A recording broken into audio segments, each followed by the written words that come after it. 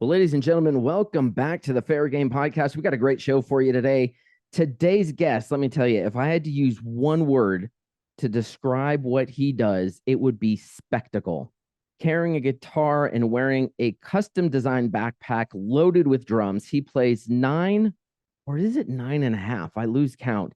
9 to 9.5 different instruments at the same time. His gritty voice is a blend of soul and rock and roll. He is the one-man band, Marc Dobson. Welcome to the show, buddy. Yes, I am. Thank you. And I am the one man band. Thank you for You, that introduction, Rob. you, It's point one. I count on point one, not point five. so you're 9.1 instruments. Correct. So Yeah. is that like Dolby surround back in the day was like 5.1 channel, 7.1 channel? No, it represents the one, right? So the point one in 5.1, 7.1, or 9.1 sound is the bass, and the bass Right. isn't actually another channel in the five. It's Right. just a cutoff point, and that goes down. And that's very similar, although mine is upgraded now. That definition is actually now maybe redefined. It may be more than a point one. Thank you for asking me, making me think of that. Yeah. So now But maybe you'll have to change all of your marketing because now it's 9.37. I it's don't more, know. it's not 10, but it's more than nine. So Well, listen, man, your setup, when I've worked with you, I've seen you in person, yeah. your rig is one of the most insane things that I've seen in the market. How? Like, tell us about it. Okay. I'll get to the point one. Let me try and make this part of the presentation and then the point one. So I play a backpack drum kit. That's visually probably the biggest thing that people want to see on me. And that has a bass drum, a snare drum, hi-hats, two cymbals, and a hi-hat tambourine. That's six, right? Then we go, there's my guitar and the harmonica. So that brings up to seven, right? And then there's my vocal, which is an instrument by itself. So I count that as eight. I'm messing up here. Six and two is not, and then one more is nine. And the point one is in the guitar. It's a subharmonic synth, which used to run on one channel, but now it runs on two channels, and it runs through a whole floorboard of effects that's controlled with Arduino units, two Arduino units, and a Raspberry Pi is coming into the thing pretty soon. And anyway, so the guitar is actually more unique to Wow. me than even the drum kit on my back, right? And so when you see me, like, you're going to see that guitar, but you see the cymbals above my head and the whole thing, Right. and the Right. visual. And so, and then I sing it, and the harmonica has its pedals and effects and stuff. And so um, that's it. Then all right, still the description of the gear. Then I have my sound wagon, which maybe I would take it. It's very likely I probably have the loudest sound wagon on the planet, because Yeah, I would I think don't so. I don't know why anybody else will build such a thing, right? So Well, you're um, the guy that's always been all tech. Like I've yeah, watched Bandoloni, I've watched Eric Haynes, both fantastic performers. You were yeah. the guy that was like the tech nerd when you built that thing out. Yeah, I out tech them, and part of it just comes from my childhood or whatever. When I grew up, I was into guitars, but I was also into sound. And so, when the magazine of guitars had that stuff there and had the sound stuff, like, what was that? I wanted to do that. So then what it is, it's on four wheels. It looks like a big coffin. It's about 500 pounds. I learned that if I painted it a whole bunch of different colors, that the scratch marks don't get seen as easily. So, but anyways, then it has a rack of gear on it, which is actually sitting right beside me. I wonder if I can do this real quick. Let's go. No, I can't. Never mind. But it's sitting there. All the Never blinky mind. lights You are on. cannot Yeah. move the camera to show Well, it. no. If I move the computer right now, I risk unplugging it and the whole thing dying. Don't unplug it, Mark. Yeah. As much So as we so want there's to unplug you a yeah. time or two, don't unplug it now. So there's a rack of equipment, and instead of explaining the equipment, I'll give you my guidelines, and that is, I allow myself to use anything a regular band would use, except anything that does playback. So, that's where I kind of outdo Eric in one. Eric is great, but Eric doesn't do near what I do. Bandoloni does use regular band equipment and, mic everything up. And on top of that, my guitar, there's the guitar signal. It's a synth. It's a bass thing all at the same time. And then there's the speakers. And I got newer speakers now because I was blowing up the old ones. So I have these really nice 2,000 watt each RCF speakers, and then the guts down below, I just upgraded. I have a 24-volt bank of lithium batteries powered, and then the whole thing's powered by a 4,000-watt Magnum inverter. And I chose the Magnum inverter because it's the same one that they use in the Prevost buses to power up those things, right? So it's like I've been on my third inverter, and the 2,000-watt ones just weren't cutting it. So I got the 4,000-watt one and the 24-volt, and I've had to learn all this Well, yeah, stuff. you got to have the But 4,000. Like you can't do anything less than that. I don't know if you know the math, but that's the math. Oh yeah, completely. Okay, all right. I just needed two circuits. One circuit wasn't enough. Yeah, And you get so into this. It's just yeah. like But I mean, I'm thinking, because I mean, like a whole bunch of what I just said probably went over a whole bunch of people's heads. So I'm trying to keep it somewhat simple. listen, did that make sense to you? The odds are in your favor because of the 9 Yeah, listeners that we have on this show. I bet at least 4 or 5 of them will get it. yeah, So hey, yeah. yeah, I don't know. you have definitely tech It's a geeked bunch of that thing stuff. out. Yeah. But I tell you So what, and go ahead. everything that you just shared about all the technology and how you built it all out and whatnot, that is glazes over on some people. Forget all Yeah, that. When you actually watch the show, yeah, man, it delivers. Like it's like the perfect recipe. You don't know how the chef quite made it, but damn, it tastes good. yeah. Your show, when it comes together, is amazing. Yeah. So then we'll take away all that. Call that I just said. That's all strategy. That's all whatever to get to the thing. What the thing is I'm one guy and it sounds like a band. And you can, and the one of the parameters on a fairground that helps me really work well is when people don't see me and they just hear me, they think Yep. it's a band. And then it gets Yep. louder. And then if you don't know what's going on, this thing is getting louder. It's coming towards you. You thought it was a band, and now it's one guy. Like, holy crap. And so, and the goal of all that sound stuff is for me to end up sounding like what I define as the simplest band. So one man band, I'm attempting to define and be that thing. One man band. That's where you got to take a step back and go, okay, what is a band? In most cultures all across the world, 3 guys will make up the minimum of what we call a band. Two Right. guys up there on the stage, that's a duo. 3. And what do those 3 musicians do? Typically in the United States and North America, you got a drummer, a bass player, and a guitar player. Or, Yep. there's somebody's on percussion, Yep. somebody's playing a bass-like instrument, and then Yep. somebody's playing a rhythm thing.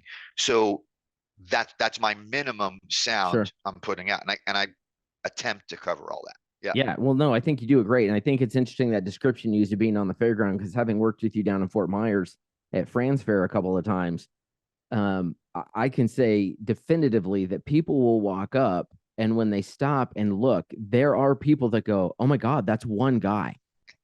And they question it. And then I have to work backwards from that and prove that I'm not faking it Right. sometimes. Well, and Yeah. that's what I was going to say. With what you're doing, like we'll officially call it 9.1 for this show. Yep. It might be different if you rework the formula. I got it. But Yeah, like I have to think it through.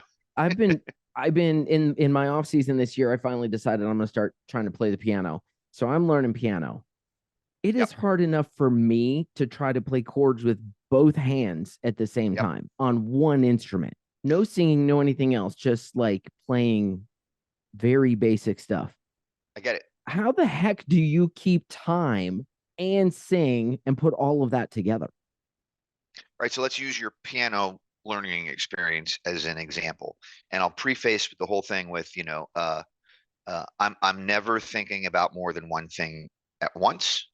My focus is only over on one thing. But let's say a new piano player, an easy thing to do once you learn, that all the white keys are the key of C, where C is, it's okay. You get your visual, you remember, it's the first key below the 2 black keys, that, bam. Right. And then you learn what a quarter note is. A quarter note, you just 1, 2, 3, 4, you keep hitting. So there's a muscle memory. All of a sudden, your fingers going down, ding, ding, ding, ding, or however simple you want to make it, right? Then your other hand, you can take it over and you can play that chord. You get your mind, okay, the C, all right, so the C is the one below the 2 black keys, and then I skip one, I got a C. So then you go up on the top, you go bam, and just hold it down. And then your other finger is going 1, 2, 3, 4, bam, and the 1, 2, 3, 4. And then all of a sudden you're playing 2 things at the same time. That's really simple when you start there. So I worked from the simple thing to the hard thing. Now I'll go another step, right? So what I just explained is a very simple version of a piano player works. A piano player can sing and or play harmonica as well. Drummers play drums. I also play an instrument called the Chapman stick, stick.com. It's like a piano for guitar players. I won't go into it, but the technique, right, is go to another comparison, like you're driving a car. When you're driving a car, you're doing a whole bunch of things at the same time, right? And we're never supposed to go over the point of where we're in the zone of distracted driving. And I know in Florida, the criteria is three things, right? So you can be doing, you're still focused and you got your mind on everything, but once you get to the point of three levels of distraction, then you're out. Then you're in the illegal zone. But going back to what I'm doing, right? So and compared to the car, you can put your foot on the gas and you can put it down and you can leave it there, and your mind is well enough that you can leave your foot in that position and you don't have to think about it. Your hands are on the wheels, right? You're Right. going along. You don't have to concentrate on your hand. Your eyes are going all over the place. You're allowed to reach over and start and stop your phone in a holder or whatever. There's all these things. But you can take your focus off the road for a second and press the button and then come back. You're not doing two things at the same time, but you know well enough, you're trained that you can do that. It's the same thing. Because it's muscle 9.1 memory. instruments. It's muscle Yeah. memory, but it's memory, right? So in the example back to the piano players who do the following, they hold down past what I just explained, the quarter note, ding, ding, ding. They got a bass line going, bong, bing, bang, bang, bing, bing, bing, bing, right? So when a piano player like that improvises, which I can do, I've held gigs in bands where I was the bass player and I got bored playing bass. So then I brought all my keyboards and I played bass and keyboards at the same time, went back and forth, somewhat like Geddy Lee. But anyways, your muscle memory gets so good enough on those patterns. Those patterns are memorized, and then you take, and this isn't me saying it, but it's around 20% of your mind, and you leave it on that hand to just go and do it. And then you start going off with the other hand and whatever. And now you're not, you're still shifting back and forth, but and on both hands, you're not playing things you've never done before. It might sound like it's being improvised, but it's not, right? These are all muscle memory things. And then the same concept, you add in singing, add in harmonica, whatever, and then I'll back out of that too. Now, and then there's the other way to come to it, like a drummer. A drummer has four limbs, right? And so then we're learning patterns. The straight up rock and roll beat is boom, chick, on 1, 2, 3, 4, and then the hi hat goes on 8. So 1 and 2 and 3 and 4 and right. So, but to start defining that, well, okay, there's 8 hits of the hi hat through that 4 beat pattern, but the first hit and then the hit on 3 gets a bass drum. So that's 2 things at once. Boom. Tick, So tick, this tick, is boom, just tick. this just And comes so down to it's you're counting. an enormous amount Yeah, of muscle memory and practice yeah, and practice and practice. yeah. I mean, even go to the greats, Sting, even Sting. When I just saw a Rick Beato interview with him, right? When he was learning and writing these hugely complex parts for the Police and recording these bass lines and singing them, he didn't play them and sing them at the same time. And when he had to go on tour, you know what he had to do? Exactly what I'm saying. He had to break it down, play Mm. the bass line, and then memorize, when I hit the bass note, this is when I start singing or whatever, because it's so syncopated. And he went into massive rehearsals just to play the songs he recorded. So So it really is that old adage, don't yeah, practice until you get it right, practice until you can't get it wrong. practice until nobody notices you're making mistakes.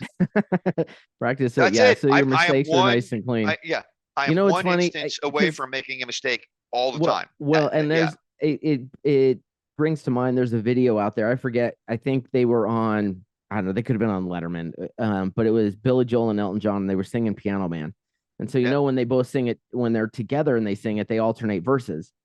Well, Elton John comes up and starts picking up his part, um, and realizes like 3 words in that he's singing the verse that Billy just sang, and So he ran with it. What did he do? and Yeah. Billy's laughing at him, and Uh-huh. Elton starts laughing at himself because and Yeah. everybody knows it. They're like, "Okay, you're saying the wrong verse," and then he just like did an Elton John magic thing, and all of a sudden he was on the right verse because he's Elton freaking John. But it's like Yeah. if he can still screw it up, you know, anybody's Well, gonna that's still it. mess up on time. Anybody and everybody. The in a performance, right? I believe, there's a few things that make you fail. Dead air, right?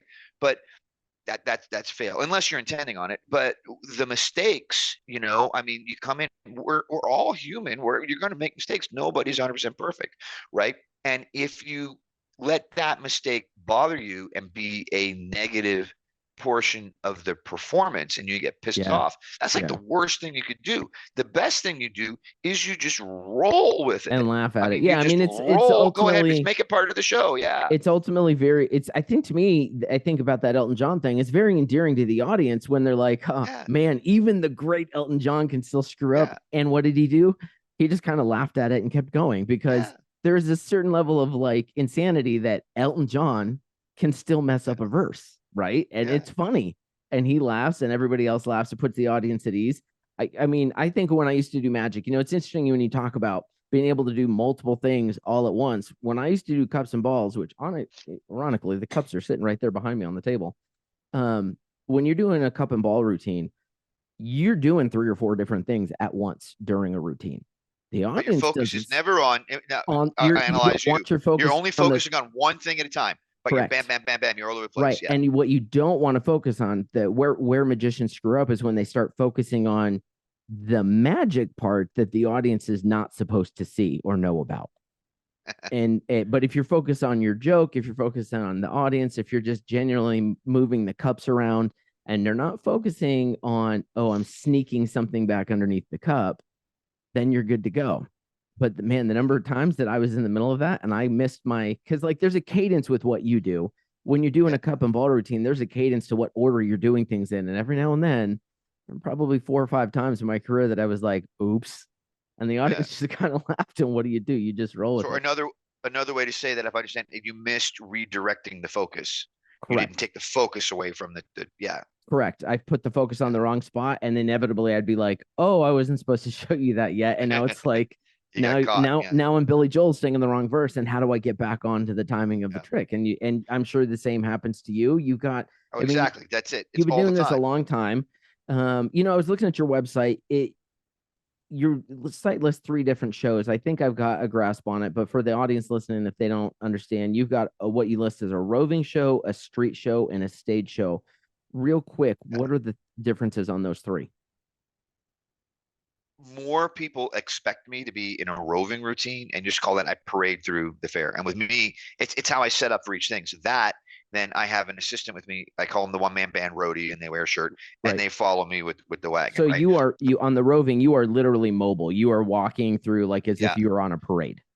Yeah. And then I'll Okay. usually have a planned route through the event, and I'm going to attempt to mitigate and not adversely affect other shows and Right. other things. Right. So then a street show is I'm stationary and I stay and I use the space. And then in that, I can rove and come in and stop and go into a street show and gather a Got crowd. it. But if I'm not planning to do that, then I have crowd gathering techniques. It's like a busker. I was a busker. I mean, that's my Right. first like money making So gigs, that's right? like what you did So at Fort Myers. That's a traditional, what we would call a circle show. yeah. So a circle show, and I build up and do bits, and it's more like a show. But you gotta on a fairground, right? When people have intention and they're going directions, it's hard to keep people still for a long time. Yeah. So sometimes that's very effective. Sometimes it's not as effective.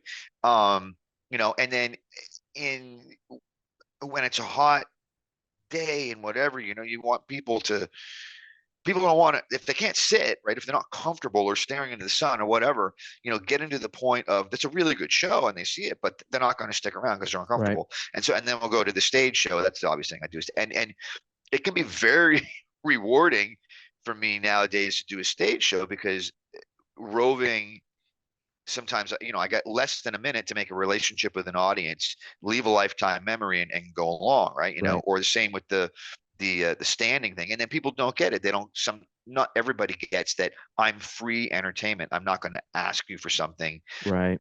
when you're on the fairground, and there's no hat out, there's no money to be had, not everybody gets that on a fair. But then a stage, can be I can kill it on a stage. Right. South Carolina State Fair, I felt like that. They put me on stage one day because I needed, and I had so much fun. But part of that was I had a sitting audience. It was comfortable. It was advertised time, so thing. But on some fairgrounds, you put an act on the stage that doesn't have a name, and they're over on side. They can just die over there, right? Oh So, yeah. and I've been that happened to me in the beginning a few times. I'm like, no, I might set up on that stage, but if it fails, I'm out of here because I'm not going to fail. That's, Right.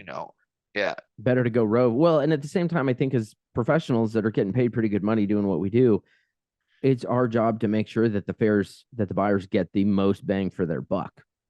And so if we're right. in the wrong And it's spot, like kind of, you say, if you're on the stage that you're like, or the dreaded, we're developing a new area at the fair. yeah, And yeah. that might work, that might not work. But you may have to improvise. But it's location, location, location. It's just, Totally. when you buy a house, talk to the vendors, the concessionaires, the whole, a roving act or a grounds act, it's still location, location, location can kill or make an act, Yep. and the part of the reason maybe while I have the level of success which I do is because I'm completely portable and I choose to not stay in the failing location and I get to Yep. and I cover the whole grounds. Like most of the concessionaires on a fairground get to know exactly who I am. Yes. I build a relationship with everybody. And if you're standing still, it's not easy to do that. Yeah, So you've got the relationship with the three vendors around you, but not the rest of the vendors. It's interesting you talk about that location issue. It brings to mind a number of years ago when Miranda brought me into Osceola County to do the Fortune Machine, and the location we picked to set up was um, right outside. There's a little courtyard where straight shows would set up their trailer, their office trailer, and there was a yeah, fence out in front of it. And I'm like, perfect spot for me to set up. And hopefully, yeah, you hope. And for anybody that's been on Osceola's grounds down in Kissimmee, you basically walk in through the main gate, and it's just one long road. And on the left side is the carnival, and on the right side is the arena and the shows. Well, I was just on the left side, and I could not get people to stop. I had never in my life in the Fortune Machine, I could not get people to stop, and they're just pressing the button. And so in between probably like the fourth and fifth show, when I realized, okay, this is a pattern, we got to correct this. Um, I was in street clothes and I walked up to the main gate and I said, okay, I'm gonna walk in as if I'm a guest and I want to know what the experience is. And what I realized was as you come down towards me, you cross their main intersection and it's all the game guys. Hey, three for a yeah, dollar, buy one, get winner every time, winner, winner, winner, $5 for this, that. And so I'm like, oh, by the time they get to me, they're putting blinders on because everybody's trying to hit them up for cash. So literally, right, I switched sides of the street. I went 30 feet to the other side of the street. And now the view they're looking at when they get to me is a couple of food vendors and then me. And all of a sudden, everybody shows up right. because now I they have the don't feel like exact they're same getting experience. hassled.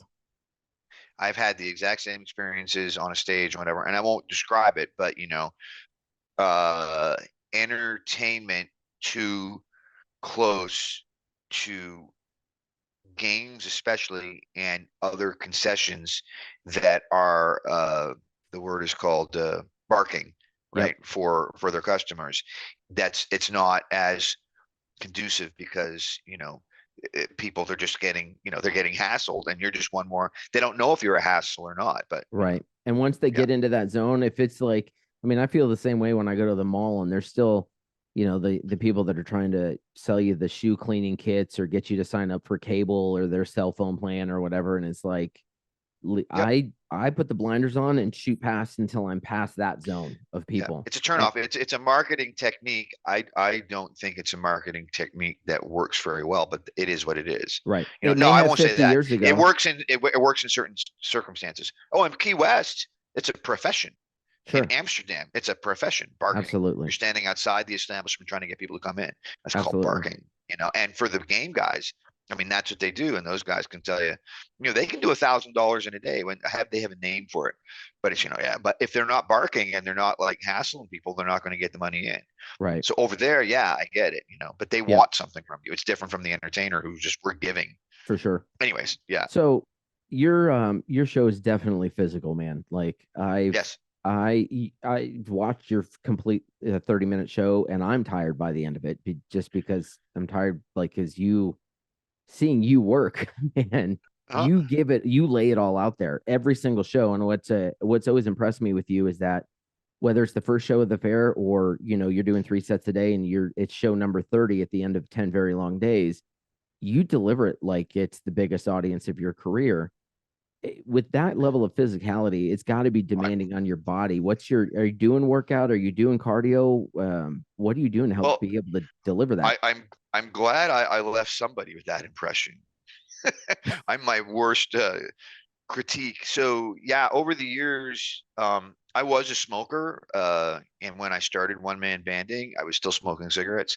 And probably the biggest reason how come I quit was because I couldn't do this. I couldn't hold my breath. It's like playing the drums is like jogging, and then you're singing, and then playing the harmonica is like deep sea diving because you have to hold your breath, and you both draw and blow air. So then, if I'm jogging and I want to breathe, sometimes I can't because I'm either singing or whatever. So yeah, on the cardio spot of it, the one man band routine keeps me in shape.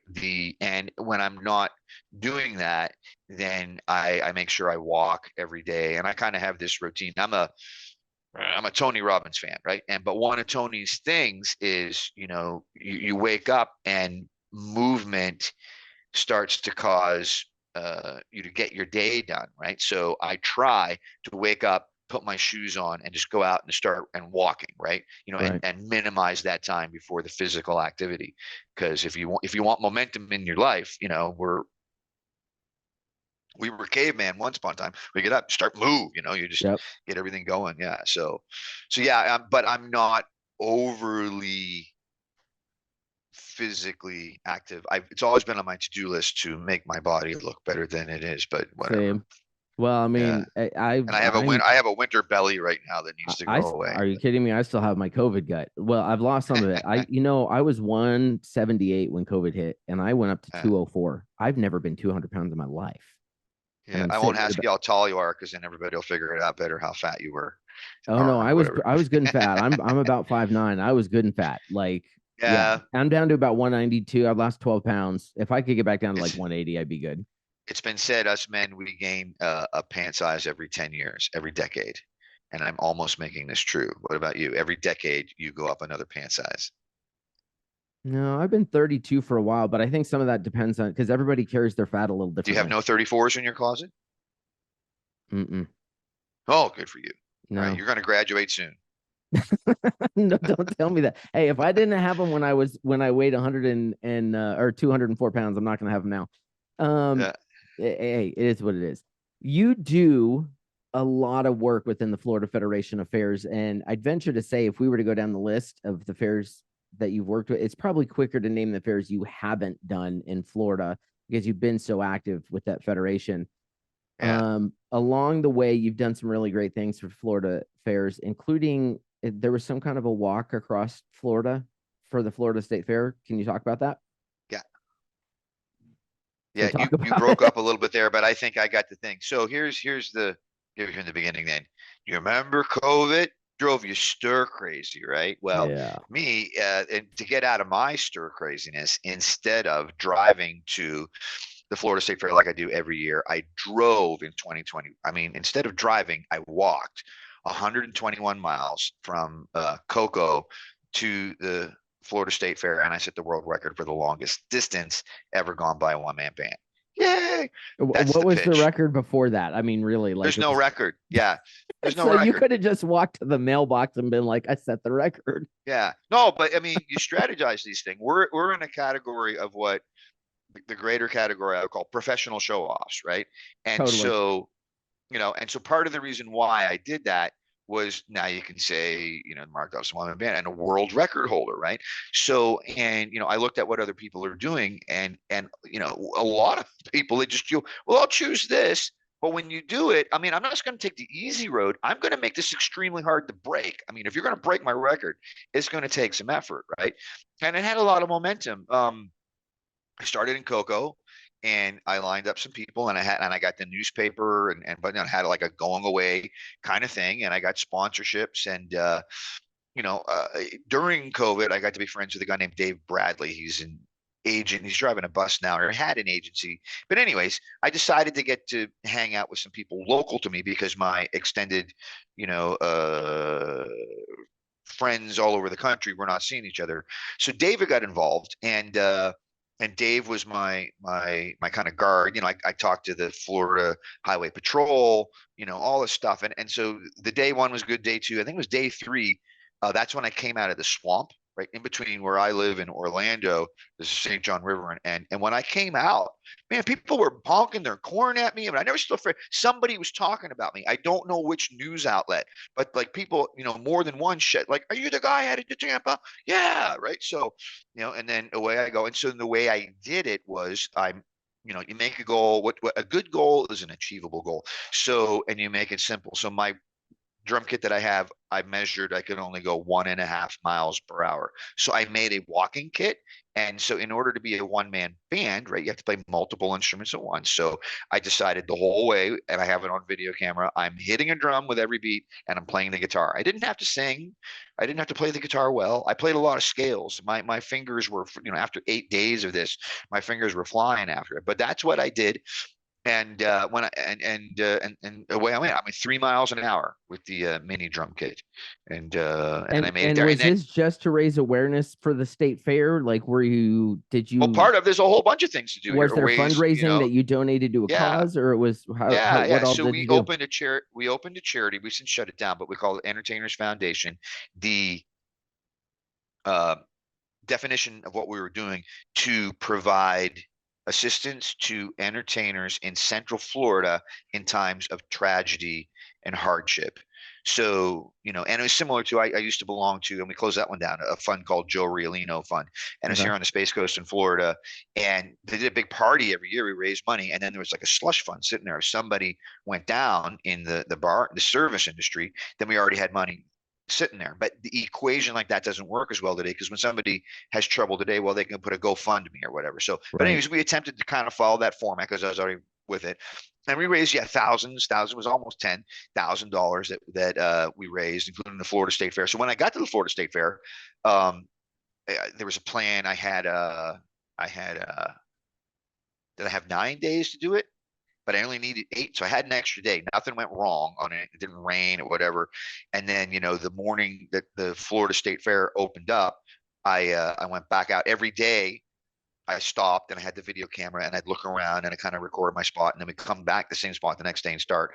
So, Florida State Fair opened on a Thursday. So Tuesday night, I got to the gate. I stopped on Thursday after a whole day off, because I had to, after I walked for 8 days in a row, then I had to do, the 12 days of the Florida State Fair. So the day off was appreciated, I right? bet. But then we went out to the gate, and then, Florida State Fair is game on. Yeah, let's make as much of this as we can. That's the whole thing. And so all the entertainers came out. Neil Snyder with his fire truck, and he was my escort in with his lights going. And the fire guy from Toronto, his first name is deceiving me. And I came in, and they had a big ribbon, and I opened the fair. I went in at the fair, and then Florida State Fair cut me a check, and then we did the whole thing, and it was great. And then in Nice. the end, right, what did we do? We held on to the money. Nobody applied, but then Hurricane, not Ian, yes, happened, and it wiped out Fort Myers. And then we saw a need, and so I said to Dave, "Hey, let's do this." We had help Central Florida entertainers in the times of tragedy and hardship. I said, let's do this. Let's remove the word Central, right? We'll make it Florida. And then there were 3 entertainers who, 2 of them were buskers on Fort Myers Beach, and one of them was a magician guy doing tours of bars, and they all lost everything. Yeah. And so we almost emptied out the bank account helping them out. And then there was another guy here in a guitar player, guitar luthier in Brevard County, and he had cancer and it looked like he was going to die. And then when David and I decided we're just too busy with other stuff, let's end this, we emptied the bank account on him. So it all went to a Oh, good nice. purpose. So it was, Good. yeah. Good deal.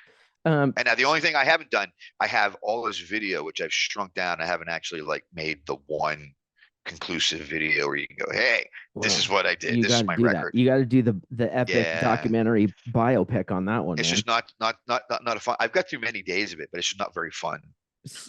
There have been a ton of acts in this industry Yeah. that come in. It takes a long time to get established. Some come and go and don't ever make it.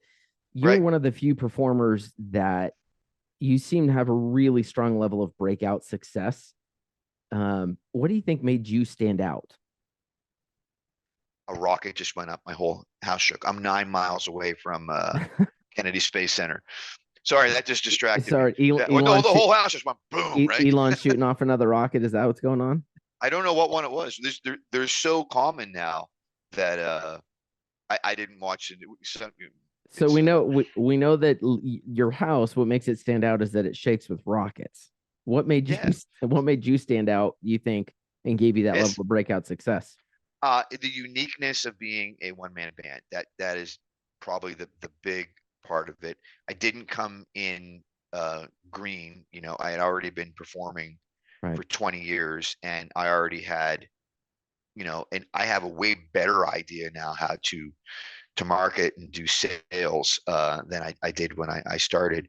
But but yeah, just it's just the uniqueness of the act. And I mean, and here's a little bit of my observation of acts in general. I'll go to, I didn't complete my bachelor of music, but I have a partial bachelor of music. And we learned in a classical sense that the greatest art form of all, right, up until motion picture, is opera. But the reason is because opera contains all four major arts. That's music, poetry or words, there's the artwork and dance. And so I always look at an act and I look at it, and if you have all of those elements, dance or movement, right, then you're going to be a successful act. And my one man band, I mean, it's very small and unique, and it moves around, and it contains all those elements to a degree, right? Not I'm So not a dancer, but people so look at me like I'm dancing. Conjurer needs to You're start not singing dancing and and you have no music. I Yeah, need you to need to sing be and dancing. dance. Yes. I've got the I'm words. serious, right? I've got the costuming and the art of it. I need to Yeah. sing and dance. Got it. Um, Yeah. so with all that experience, you've been in the game a long time. You're definitely an industry veteran. I'm curious, what's a mistake that you've made along the way and how'd you work around it? We talked a little bit on this topic earlier where I feel I've made mistakes or it's just hit heads with people that it didn't quite work. And that's when I've been told, go and play over there and try and draw people over to that section of the fair. And then typically once that happens, I'm not on that fair very much longer, because um and there's a discussion that's happened a few times at roundtables at the conventions and stuff. You know, the roving act, right? When you go around and when I'm doing my thing, my goal ends up being, how am I going to get back here next year? That's it. And the way I'm going to do it is over delivering. And how do I over deliver? I'm going to make sure I leave an impact on so many people that the fair office gets overwhelmed with compliments, right? So I'm no longer thinking about anything that the fair manager or whatever says, that sale is done, whatever. I'm thinking about selling and leaving an impact to as many fairgoers and doing what we all intend to do on a fairground, and however way we get there is leave a lifetime memory. So when I'm asked or told to, and it's been a couple times, to go over in one section and stay there where there is nobody, that's just like, come on, right? But I get it from the angle of the fair manager. Now my act, the visual from 500 feet away doesn't pop, and if you can't hear me and all the rides are in another direction, then that's where they're going. Right now, I'll take it back. If I had a good chance of killing myself, right, if I was in a thrill show or whatever, then people come to see people die, that's or close Right. to death, Yeah. right? Yeah, I But talked about that with I'm Shane using. Harrison. People were waiting for the train wreck. Oh yeah, yeah, absolutely. Shane has a wonderful show. I sat next to him for 10 days just recently. I've known Shane, maybe the person I've spent the most time on a fairground worth as far as another entertainer. And he was on some of the very first fairs I worked. So yeah, and he, that whole thrill thing, like when's somebody going to fall and hurt themselves? Like he Yep. does that every time, It's great. Yep. Yep. Yeah. So Well, that's a mistake. And then another one, I'll go, my mouth, right? I mean, just letting something go that shouldn't have been said, right? And I learned no, quick, but I mean, yeah, you yeah, but the filter's gotten good. I mean, so it was this is my trucker headset that I talk with. It's pretty good, but I wear a headset mic. I'm going on the fairground, and I have a hot mic, and I mean, the filter is there sometimes because I don't goes. only play. Yeah, I don't only play, but I mean, you haven't seen me in a while. My level of improv in the song and just singing what I see is like greatly increased. I do it a lot, and it's become easier. Like I just see it and I say it. I see it and I say it. I see it and I read it, and that is dangerous, my friend. Yeah. Right? Well, you know You what? know? If I'm gonna be honest, because I know you and I have butted heads a couple times over the years, one of the things that can drive me crazy with you is when your But filter goes off and your mouth goes like this. And I'll tell you I figured out probably in the last year, I figured out why that drives me crazy because uh, it is the one trait in you that I see most reflected in myself. It's the thing that I can't stand about me is that every now and then my filter needs to be active and it's not. And I say yeah, something and I go, "Oh, I shouldn't have said it. Should have walked yeah. away." And I regret. And I regret. Yeah, but there's also presentation of words. Now I'll give one, right? I'll just give one story. And this is like 10 years ago, whatever it was. And I was on the West State Fair of West Virginia, and I had my pre-show playing, and I'm doing a circus show, and the pre-show is Phenomena, the version by Cake. Yeah. And and anyways, and so I had gathered crowd. There's at least 20, maybe 100 people. I can't remember, but and they're in a circle. And then also there's all the vendors all around. And so I'm putting the stuff on, and this kid was dancing up a storm, and probably 4 years old. And he had everybody's attention. And I just looked at him and I said, "Get your own show, kid." And he melted. And then an adult came and scooped him up and took him away. And but what happened was they all died. I mean, even the concessionaires got a view of it, and I could see the Greek place. They were laughing. I mean, it was a moment. I mean, as far as grabbing a funny, I grabbed it, but the negative thing happened on my next set. I'm putting the stuff on, and I turn around. This lady's right in my face, like right there. "Are you the guy who said get your own show, kid, to my 4-year-old nephew?" "Yeah." Yeah. "I just want to let you know you're in hole," right? And then she stormed off, And right? you're And then all, oh God, yeah. I'm getting a So complaint on that one. yeah, but I know better. I mean, like I just follow this, honesty rule in my life, and I think that was probably the first time. There's been a couple times I've gone to fair manager and said, "Hey, I think you're going to get an email." And so I went over and I explained to my person. I said, "This happened, right? I made a mistake, and I know I did, but it happened." And I think, and so the next day she said, "Yep. You got two emails. The aunt and the mom wrote in and complained, but now I'll go back." So there was a learning experience for me.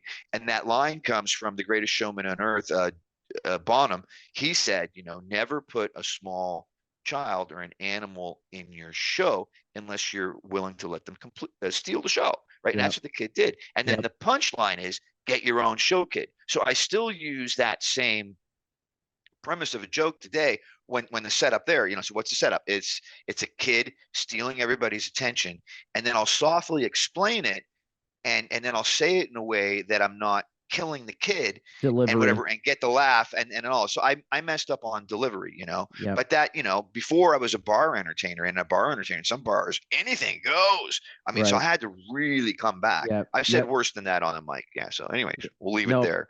Totally agree with that. I mean, there's times that I've said the wrong thing as the fortune machine, or even back when I was doing the street magic show, Yeah. that, and I'm like in my head, and this is even Yeah. something that happens in my marriage with Sarah, where she'll say, you had the thought, but you didn't articulate it to me. And so there's a miscommunication. Well, what Yeah. happens in the show every now and then is I've got this thought of this improv moment. Oh my God, this is going to be so funny. And I don't deliver it right. And Right. everybody just kind of stares at me, and I'm like, Yeah. okay, I'm getting a complaint. Yeah. Doesn't happen That's okay. often, but the couple times it No. has, it's like, oh Yeah. well. Listen, I get better. Go ahead. yeah, sorry, we're coming up on about 45 minutes, so I want to make Okay, sure we dokie. we get to the speed round Yeah. question. Everybody comes on the show. We do a quick speed round of questions. You just answer. I'm gonna ask you the questions. You answer with your best answer. You ready? Yeah. All right. Marc Dobson, most influential musician of your lifetime. Billy Joel. Billy Joel. You wake up tomorrow, you're 18 years old again. You can have any career you want, but you can't do music. What do you do with your life? Architect. Okay. Now let's play a quick little round in the middle of this of overrated, appropriately rated, or underrated. I will name a band. Over, under, or appropriate. Okay. Yes, I will name a band or an artist, and you tell me whether they're overrated, appropriately rated, or underrated. Number one, Metallica. Underrated. The Beatles. Underrated. Elton John. Underrated. Eminem. I don't have. I can't. No answer. Doesn't apply. Bruno Mars. He's phenomenal. Underrated. Taylor Swift. I'll go underrated on that one too. Really, on Taylor Swift? Yeah, because she is so good that she's getting dogged so much now. Like there's that great audience for her, but the dog audience is just because she's so good and just because they're sick of hearing it, and that's not a legitimate reason. So therefore, she's underrated. Okay. I don't know. I'm asking people on this year about Taylor Swift because I figure it's with her. It's her year, man. It's her year, and it's very dangerous because somebody's going to say that she's overrated. I might be that person. I'm not saying for sure, but she's dating the quarterback for NFL. Like, I mean, they're calling the Super Bowl the Swift Bowl. I mean, they're like, and it was just on the news just before I talked to you. It's so manufactured and contrived. This is like no, the NFL guy, an NFL media guy was saying, yes, the Swift audience is a huge boost to our income base because they're spending money. Because it's insane. Listen, the NFL took it, they got bent over with the whole Black Lives Matter and kneeling thing and the whole wokeism. And then they took it again with the whole Bud Light deal. And now they're like, oh, finally something to make us look good. Like it's just contrived. It's just very fake to me. Sure. But then they're making more money than us. It for sure. I'm not an NFL fan really to begin with. So but it's not like I'm a baseball fan, but it's not like Major League Baseball wouldn't do the same thing if Taylor Swift was dating like, the pitcher for the Yankees or something. They'd be all over it. Marketing, it's all dollars. Marc Dobson, where can folks who are interested in you find you on the World Wide Webs? Right there. MarcDobson.com. He grabbed it on a guitar. If you're listening, he's got a guitar with his website on it. Why? Because so I play the guitar. There is nothing that he will not try to sell. The man, the myth, the marketer, Marc Dobson. Had a good time Had a good time chatting with you, buddy. Yes, it was. I don't know what else to say. Like we're good. For all my listeners that tuned in, so glad you could come back with us on the show. We will see you next week. Bye-bye.